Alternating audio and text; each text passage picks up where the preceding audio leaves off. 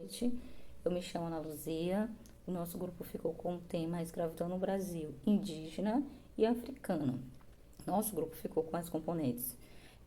Eu, como já me apresentei, a Ana Paula, a Celi, a Marinalva, a Isa e a Thaísa. Bom, a escravidão, ela foi implantada no Brasil na década de 1530 e se estendeu até o final do século XIX, né? Ao longo da história colonial e imperial do Brasil, os grupos escravizados foram primeiramente os indígenas e depois os africanos, né? Nesse meio tempo, até que ocorreu a transição da escravidão indígena para a africana. Quando os portugueses chegaram, desembarcaram aqui, né? O primeiro contato que eles tiveram foi com os indígenas ou índios, mas não podemos chamar assim, né? Porque o correto é indígenas. Bom, no primeiro ciclo econômico do, do, do, da escravidão, o que que eles realmente, quando chegaram aqui, encontraram, se depararam com o pau-brasil, né? Na verdade, eles vinham em busca de outras coisas, mas como aqui no Brasil, o que eles encontraram de riqueza foi o pau-brasil, eles não perderam tempo, né? O que eles fizeram? Eles pegavam dessa árvore, eles extraíam uma tinta. Essa tinta, ela servia para atingir tecidos, desculpa. E também as madeiras que eles tiravam, que eram uma árvores bem grande, eles utilizavam nas embarcações, para fazer embarcações, casas e etc. Bona, mas e aí, como é que eles faziam isso? Assim, como os índios, para eles, as coisas que eles traziam de fora era uma coisa nova, diferente, né? Eles faziam o que eles davam, os portugueses, né? Davam para os índios objetos que não tinham serventias para eles, os portugueses, que eram aquelas aguardente, espelho, essas besteiras, né? Para os índios eram coisas assim de outro mundo, né? Então eles pegavam e faziam essa troca por meio de escambo, que era isso, né? Os portugueses, eles não saíram lá do lugar deles para vir para cá, não, vieram mesmo para explorar o Brasil mesmo, como até hoje é realmente explorar. A única mão de obra que tinha disponível naquele momento eram os índios. Mas, porém, com o tempo, os índios eles não aguentavam, mas suportavam aquilo ali, até porque eles não eram acostumados. Eu me chamo Celiane e a gente vai falar um pouco sobre a escravidão indígena no Brasil. Quando os portugueses chegaram no Brasil, não era uma terra desabitada. Pelo contrário, haviam nativos que eles ignoraram o fato completamente, os indígenas. Os indígenas possuíam sua cultura, possuíam todos os seus costumes e estavam conhecedores da terra brasileira. Porém, quando os portugueses chegaram no Brasil, eles ignoraram totalmente isso e viram os índios como algo da natureza, algo que estava ali como uma planta, que não havia cultura, não havia nada. Com isso, eles achavam que poderiam humanizar os índios. Eles ignoraram completamente a cultura, de forma que para eles os índios não tinham nem humanidade. Então, eles impunham a eles a sua cultura e veem nos índios uma oportunidade de escravizar, uma oportunidade de mão de obra. A priori, a primeiro momento, o contato foi amistoso, não houve nenhum tipo de conflito. Porém, os portugueses trataram os índios de forma dominante. Eles já tinham esse poder de dominação, pedindo que os índios mudassem seu costume e estavam com as armas que eles estavam provavelmente indo caçar. Eles já estavam armados e então os portugueses pediram que eles abaixassem as armas. Os portugueses viram nos indígenas duas formas de escravizá-los. Primeiramente por meio da catequização e depois por causa das guerras justas. A primeiro momento, a mão de obra dos indígenas ela era vendida por meio do escambo. O escambo era uma forma de troca onde os índios vendiam sua força de trabalho. Na cabeça deles, eles vendiam, né? Vendiam sua força de trabalho e recebiam de volta os espelhos, bugigangas, entre outras coisas simples por meio da terra que estava sendo explorada. Justamente por tal fato, houve muito conflito entre indígenas e portugueses por causa dessa exploração que ocorria. Os indígenas tentaram resistir porque a sua forma de ver a terra era com muito mais respeito à natureza e era um tipo de agricultura mais para subsistência. Já Portugal não. Portugal viu ali uma forma de exploração e deliberadamente estava tentando exportar.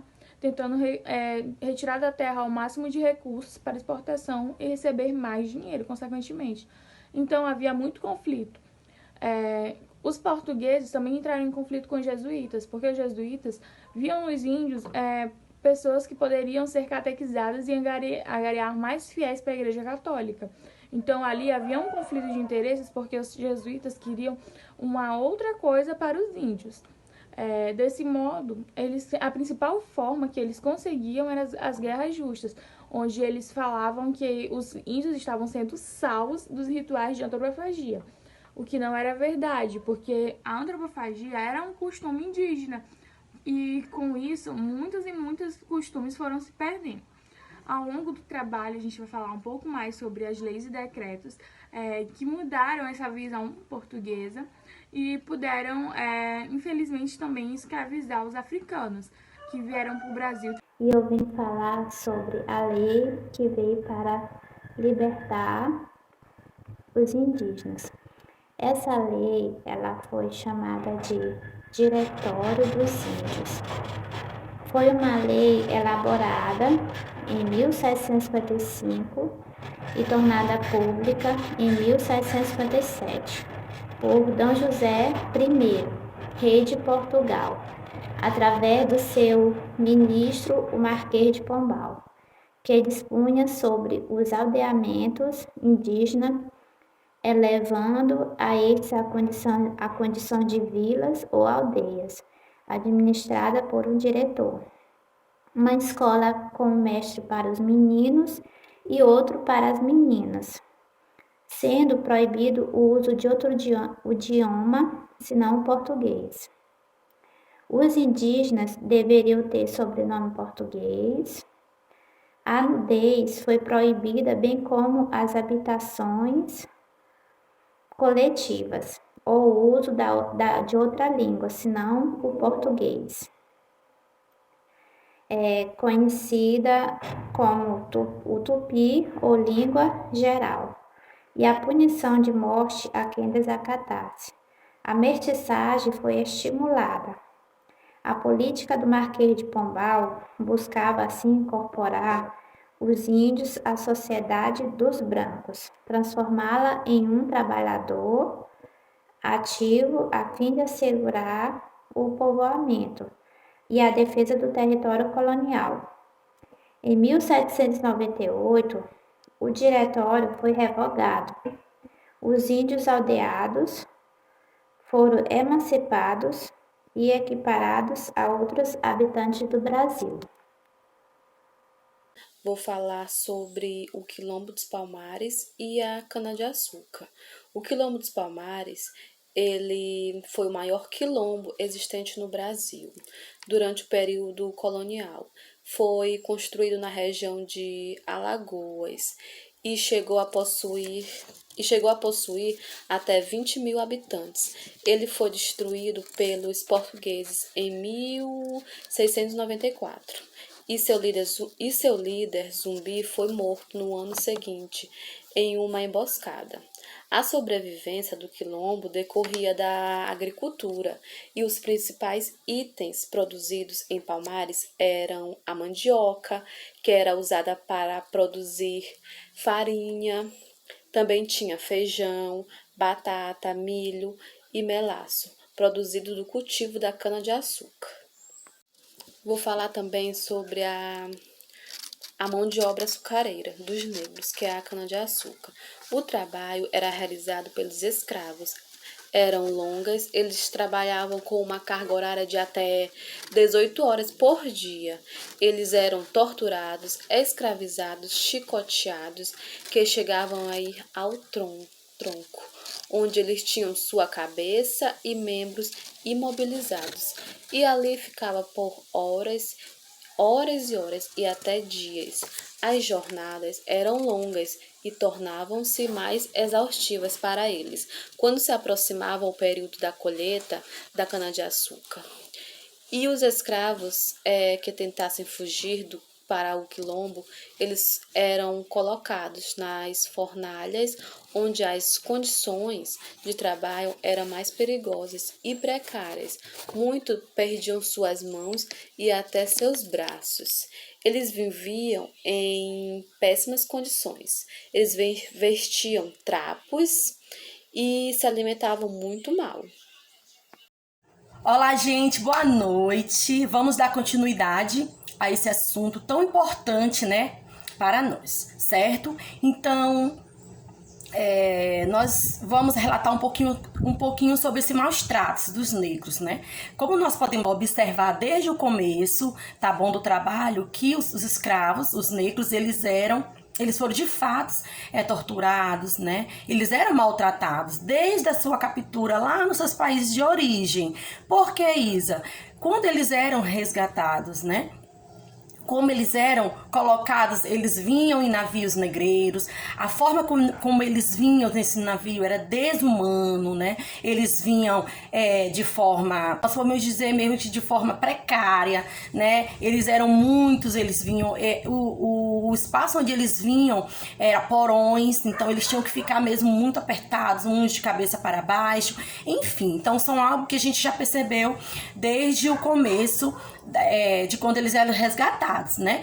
E quando chegavam no seu ambiente de trabalho, como era, né? Então, assim, nós podemos perceber que quando antecedia esse processo da colheita da cana, né? Que a amiguinha falou anteriormente sobre isso, sobre essa economia.